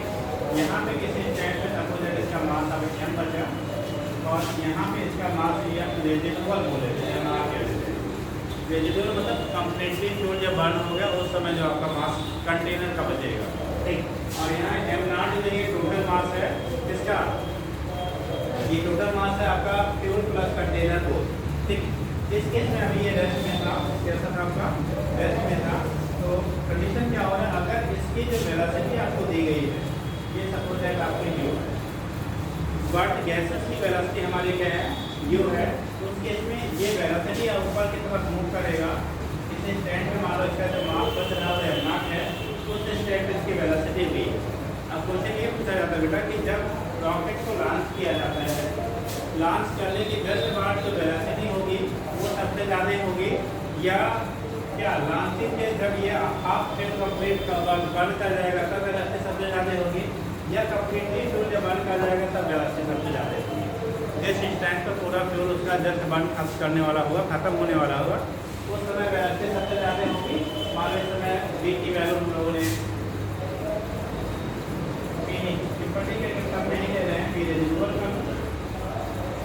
का मतलब जो आपका क्या कंप्लीट फ्यूल बंद करने के बाद जो वेलोसिटी को अटेन करेगा वो, तो इसमें वेलोसिटी कब सबसे ज़्यादा होगी कितने लोग बताओ? वेलोसिटी रॉकेट की कब सबसे ज़्यादा होगी? जब फ्यूल पूरा जल जाएगा। चलिए कैसा है जब फ्यूल पूरा जल जाएगा? आगे आप बता रहे हैं सर बुला रहे हैं जी, और लोग कब वेलोसिटी सबसे ज़्यादा होगी? वेलोसिटी जैसे फ्यूल जैसे बंद करना शुरू करेगा, आप देखो तो पूरा धुआं हो जाता है, ठीक है, उस समय सबसे ज़्यादा होगा। या फ्यूल जब क्या कंप्लीटली बंद कर चुका होगा वो सबसे ज़्यादा होगा। यहाँ पे rate of burning of fuel dm/dt है। Rate of burning of fuel हमको क्या करेंगे? dm/dt ले लेंगे।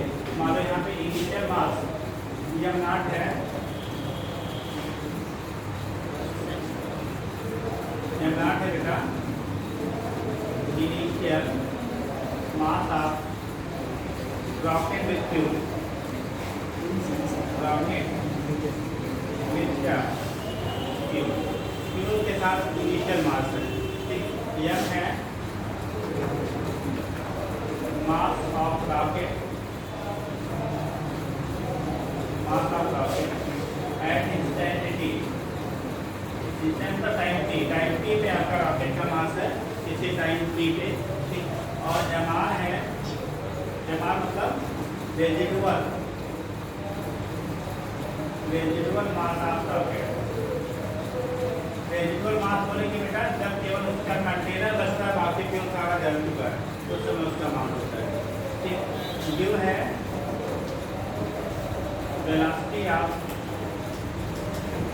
बर्न्ड गैसेस, जो बर्न हमारी गैसेस होती हैं उनकी वेलोसिटी है, जो गैस यहाँ से रिलीज हो रही है उसकी वेलोसिटी आपने यूज में दिखा दी है, ठीक। और v है velocity of rocket at any time, कितना एनी टाइम लो, एनी टाइम लो, एनी टाइम t। और vr है वेलोसिटी ऑफ रॉकेट ऑन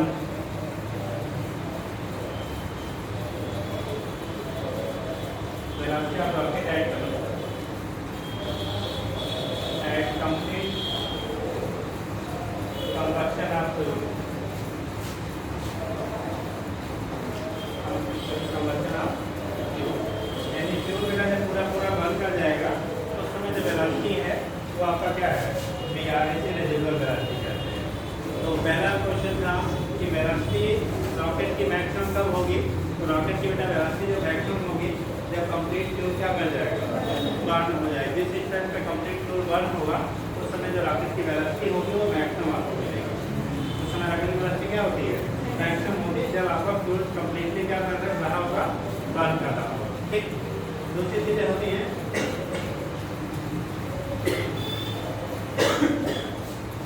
जो वेलोसिटी है, ये u जिस वेलोसिटी से फ्यूल आपका बर्न होकर रिलीज हो रहा है वो हमेशा कांस्टेंट रहता है।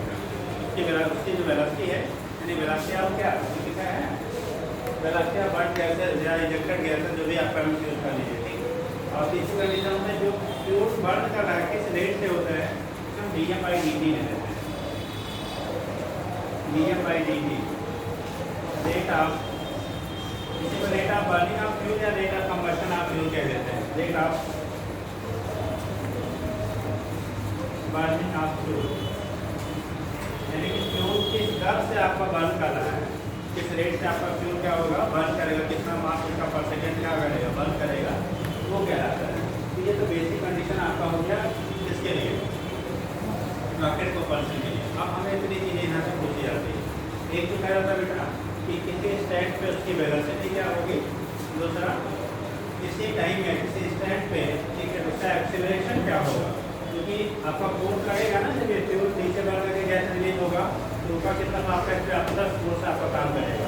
उस थ्रस्ट की वजह से ये रॉकेट क्या करेगा, ऊपर की तरफ मूव करता रहेगा। और क्योंकि मास कंटिन्यूसली घट रहा है, भाई फ्यूल बर्न होता रहेगा, फ्यूल बर्न होगा तो मास रॉकेट का क्या करेगा, डिक्रीज करेगा। और रॉकेट का मास अगर घट रहा है तो इसका मतलब फोर्स की वैल्यू आपका कांस्टेंट रेट से लग रहा है। तो अगर फोर्स उतना ही लग रहा है और आपका मास घट रहा है तो एक्सीलरेशन क्या होगा, बढ़ता जाएगा। तो टाइम के साथ एक्सीलरेशन की वैल्यू इंक्रीज करती रहती है, और वो भी मैक्सिमम जब होगी जिस स्टैंड पर फ्यूल कंज्यूम होने वाला होगा। ठीक, तो एक्सीलरेशन पूछा जाएगा, वेलोसिटी पूछी जाएगी, और थ्रस्ट फोर्स कितना रहेगा इस स्टैंड में वो पूछा जाता है। तो 3 आपके फार्मूले बनते हैं जिससे आपको न्यूमेरिकल पूछे जाते हैं। अब इतनी बात समझ गए, हम तो छपाना शुरू किया हाँ शुरू किया जाए। तो हेडिंग करेंगे क्या, प्रोपल्शन ऑफ रॉकेट। आप फोटो बना लीजिए, लिखिए।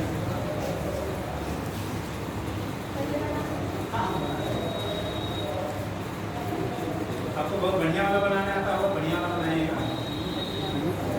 हमें जो फिजिक्स में देगा तो हमने बनाना है।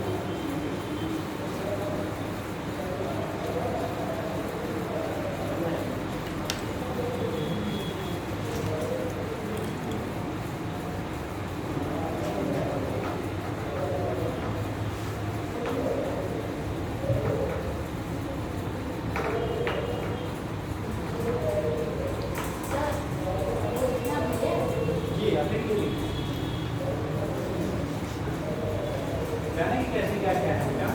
सर वहाँ यमुना को प्राप्त किया गया है। हाँ बेटा, यहाँ पर यमुना इधर जो लिखा गया है सर, ये यमुना इधर यमो वही initial mass of rocket system है। और नीचे दो बार हो गया क्या? एक ही बार होना था बेटा,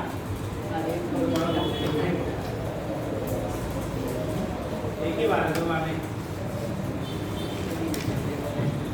यम जो है mass of rocket at stand T, at any stand कर हैं, एट इसी स्टैंड टी पे, at any stand T, at any stand क्या, इसी क्षण टी पे आपका वो मास आपका है।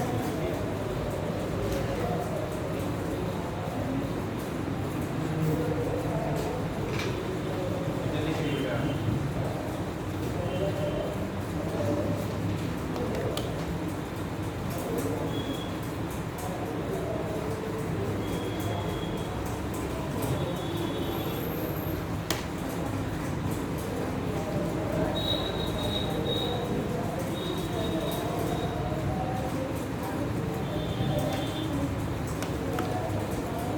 दुनिया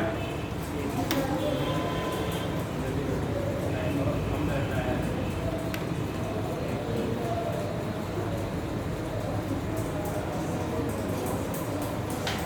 क्या लिख सकते हैं? सर बर्ड की बात कर रहे हैं। बर्ड कैसे, भाषा कैसे तभी दर्शन दिया करेगा। हाँ?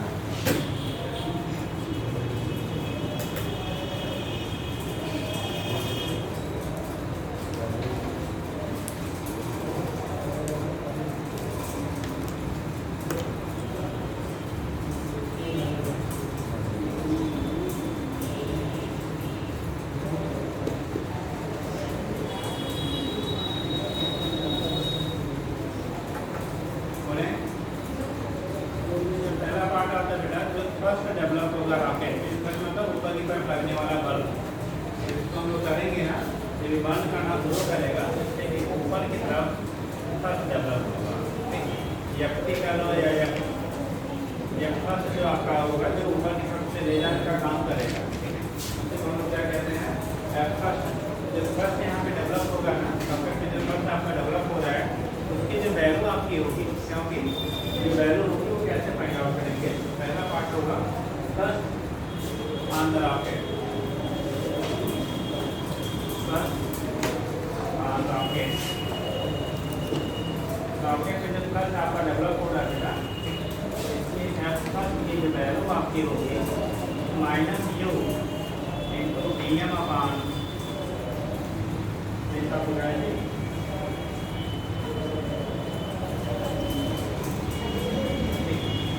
ये वैल्यू जो होता है जब तक हमारा डेवलप होता है तो minus U D M upon D T minus M G, मतलब मास आप रॉकेट डिस्टेंस पे और जो आपका क्या है प्रेशर एक्सीलरेशन काम कर रहा है, minus U into D M upon D T minus कितना एम जी। ये सब यूज करेंगे जब ग्रेविटेशनल एक्सीलरेशन को कंसीडर किया जाएगा, ठीक।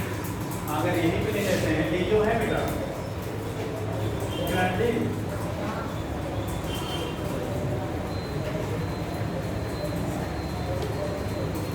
यहीं पे ले लेते हैं कि एफेक्ट ऑफ ग्रेविटी इज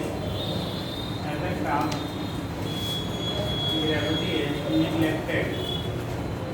अगर ग्रेविटी के इफेक्ट को इग्नोर कर दिया जाए, छोड़ दिया जाए, निगलेक्ट कर दिया जाए, तो उस कंडीशन में क्या होगा, अगर इसकी वैल्यू को हम लोग निगलेक्ट कर देते हैं,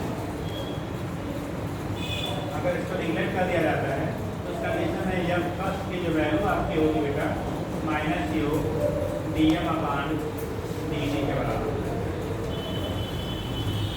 अगर डी के इफेक्ट को इग्नोर कर दिया जाए, कंसीडर ना किया जाए, तो यू की value minus D M upon D T, ठीक है, ठीक है आपकी काम चलेगा हो गए। फर्स्ट की वैल्यू की माइनस की नियम अपान क्या होता है डी टी के बेटा बराबर हो जाएगा, इनकी वैल्यू होगी, ठीक है। जब की वैल्यू माइनस की नियम अपान डी टी ये कर रहे हैं, जब उस पर क्या ग्रेविटी के इफेक्ट हम लोग इग्नोर कर देते हैं। अब दूसरा पूछा जाता है कि अगर बेटा क्या एक्सीलरेशन रॉकेट का निकालना है, सेकंड पार्ट होगा एक्सीलरेशन ऑफ रॉकेट।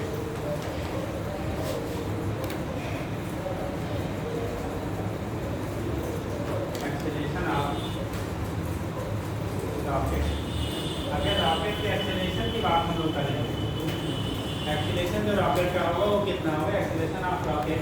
उस कंडीशन में कैसे बेटा सबको पता है कि एक वैल्यू होता है एफ बाई क्या, तो यहाँ ले जाने वाला कौन है जो उससे थ्रस्ट काम कर रहा है, बल जो ऊपर लग रहा है, तो वैल्यू यहाँ रख दो बेटा, ए की वैल्यू होगी, अब थ्रस्ट की वैल्यू हमने लिखा था minus U into D M upon D T, ठीक, माइनस एम जी बाई कितना बेटा।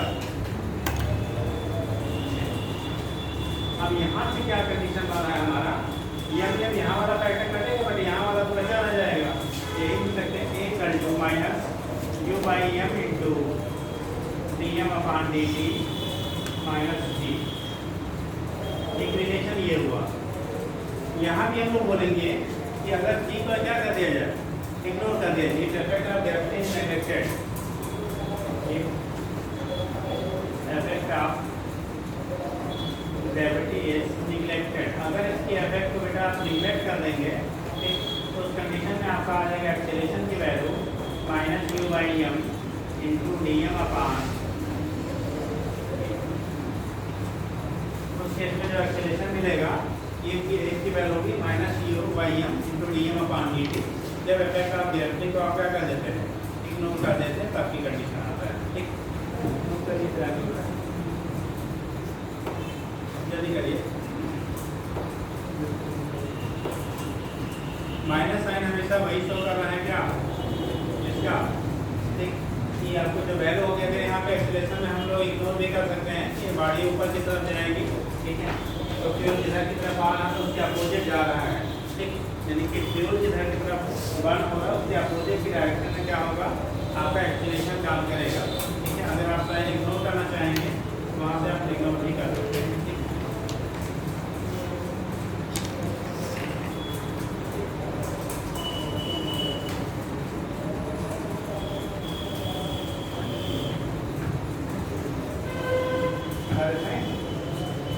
यहाँ पे रखे रहिएगा, यहाँ पे आप हटा भी सकते हैं या नहीं भी कोई दिक्कत नहीं है, लेकिन याद रखिएगा माइनस साइन रिप्रेजेंट कर रहा है कि फ्यूल जिधर की तरफ क्या गैस रिलीज हो रही है उसके अपोजिट डायरेक्शन में एक्सीलरेशन लगा होगा।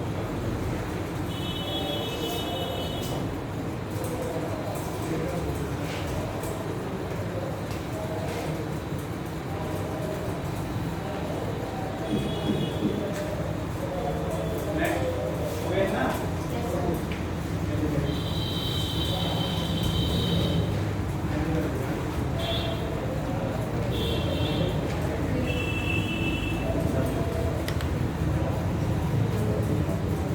आपने पढ़ा होगा v equal to u plus A T पढ़ा है ना बेटा। यहाँ पे इनिशियल वेलोसिटी तो जीरो थी, हम लोग क्या कर रहे हैं एक्सीलरेट हो रहे हैं गिवन एक्सीलरेशन से।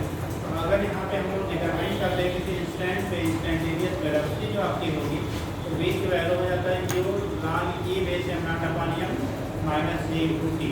या फिर एक्सीलरेशन आपका g है और बॉडी जो एक्सीलरेट होगी तो हमारा एक्सीलरेशन ये गिवन है। लेकिन क्योंकि हम लोग डायरेक्ट का अप्लाई कर सकते हैं जब एक्सीलरेशन की वैल्यू कांस्टेंट होगा। यहाँ तक एक्सीलरेशन भी टाइम के साथ क्या कर रहा है हमारा बदलता रहे। जैसे v equal to u plus A T formula हम लोग कब यूज़ करते हैं जब आपका एक्सीलरेशन पूरी जर्नी में कांस्टेंट होता है। बट यहाँ पे एक्सीलरेशन की वैल्यू में टाइम के साथ बदलता जाएगा क्योंकि मास की वैल्यू आपकी क्या होगी चेंज होती जाएगी। इसलिए आपका जो फार्मूला होता है वो थोड़ा सा मॉडिफाई हो जाता है। तो नीचे लिखिएगा instantaneous velocity of instantaneous velocity of the rocket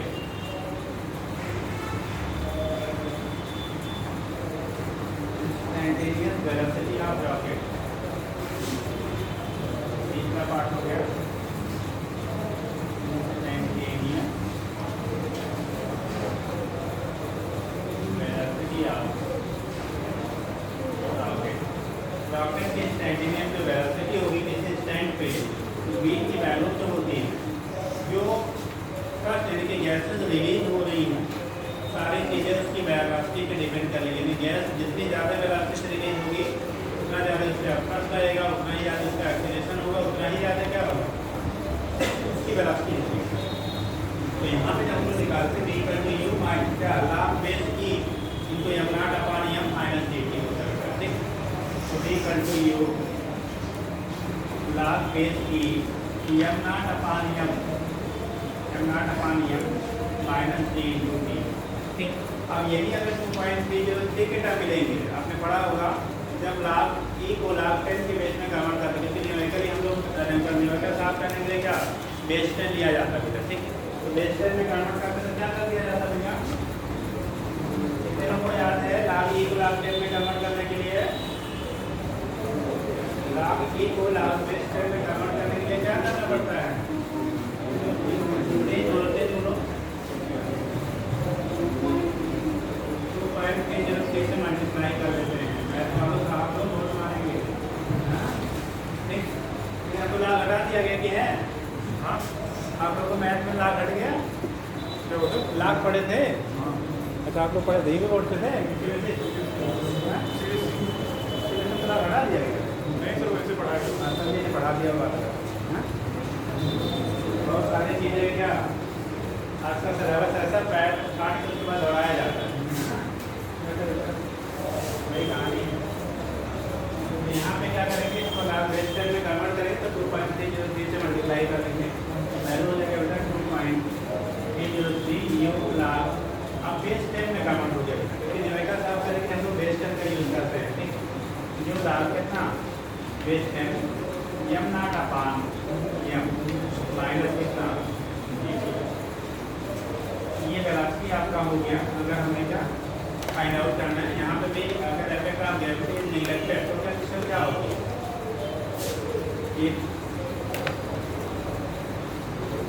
effect of gravity is neglected. अगर इफेक्ट ऑफ ग्रेविटी को हम लोग निगलेक्ट कर लेंगे तो ये क्या पी के यानी जी की वैल्यू इग्नोर कर दिया फैक्टर 0 हो जाएगा तो बी की वैल्यू मिल जाता है 0.303 cube log base 10 m naught upon m।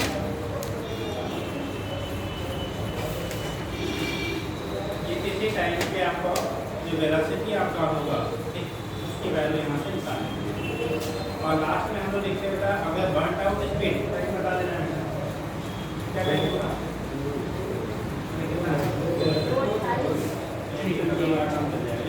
आगे जब हम लोग बर्न आउट स्पीड लिखते बेटा क्या लिखते हैं बर्न आउट स्पीड लिखा जाता है। बर्न आउट स्पीड का मतलब होता है जब कंप्लीटली आपका फ्यूल क्या होगा बर्न कर जाएगा उस समय जो स्पीड होती है वो मैक्सिमम होती है। ठीक तो यहाँ से नोट करने वाले दीजिएगा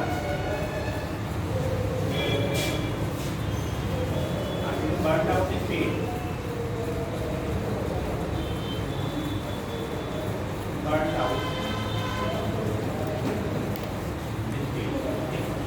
आउट स्पीड का मतलब हो गया when completely fuel will be burn. जब पूरा का पूरा फ्यूल क्या होता है आपका बर्न कर चुका होता है उसे हम लोग क्या कहते हैं बर्न आउट स्पीड। तो उस केस में होगा बी बर्न आउट ये वैल्यू जो होती है उस समय बी की वैल्यू बी मैक्सिमम होता है बेटा। बर्न आउट स्पीड जो आपका होता है ना ठीक है वो वैल्यू हमारा क्या होता है मैक्सिमम वेलोसिटी आपकी होती है बर्न आउट स्पीड की। ठीक तो बी अगर हम लोग बी या बी आर दोनों कहते हैं बेटा रेजिडुअल वेलोसिटी या burn out velocity. Burn out का मतलब पूरा फ्यूल बर्न कर चुका है इसकी वैल्यू लिखोगे ये वैल्यू आएगी 2.303 u log base 10 m naught upon mr। mr आपको बोला का रेजिडुअल मास है। जब पूरा का पूरा फ्यूल क्या हो जाता है बर्न कर जाता है उस समय जो मास आपका होता है उसी को हम लोग बर्न आउट स्पीड कहेंगे। और वो स्पीड किसी भी रॉकेट का क्या होता है मैक्सिमम वैल्यू होता है। ठीक अब एक जल्दी से क्वेश्चन लिख लो बेटा बोला जाए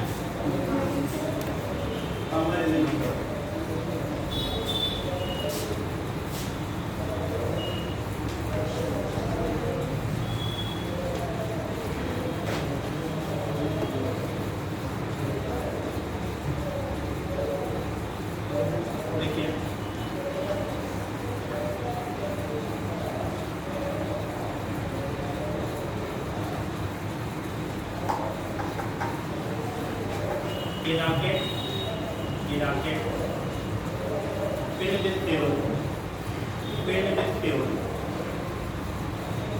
filled with fuel having mass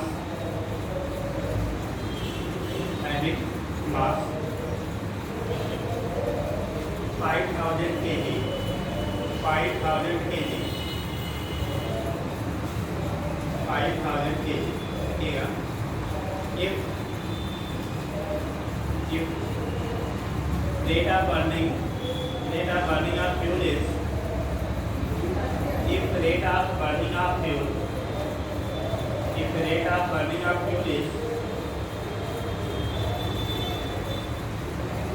50 kg per gram per 50 kg per second, rate of burning of fuel is 50 kg per second, 50 kg per second, and velocity of exhaust gases या burnt gases, velocity of burnt gases is 100 meter per second, 100 meter per second. Then determine अब thrust force यानी thrust जो है thrust force acting on the rocket and velocity of rocket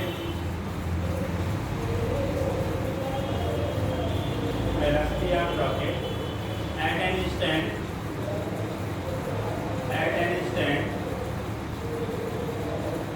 when mass of rocket will be 500 kg। पहले 5000 था उस stand पे कितना हो गया 500 kg। देखिए if effect of gravity will be neglected effect of gravity को क्या कर दिया जाए बेटा, निगलेक्ट कर दिया जाए तो कंडीशन में क्या बनेगा, effect of gravity will be neglected. ठीक, लगा लेंगे, लगा के लाइएगा। ठीक, effect of gravity will be क्या है, निगलेक्टेड। आपको थ्रस्ट निकालना है बेटा, और क्या चाहिए, थ्रस्ट की वैल्यू फाइंड करनी है, और दूसरा क्या निकालना है, एक तो थ्रस्ट निकाल लीजिए, दूसरा उसकी वेलोसिटी निकालिए जिस स्टैंड पे जो रेजिडुअल मास बचा हुआ है, यानी मास जो है उस समय कितना किलोग्राम बचा, 500, पहले था 5000, तो इसमें लगा लीजिए। ठीक, नहीं आ रहा है तो बता दें। ठीक, नोट कर लिया ना ये।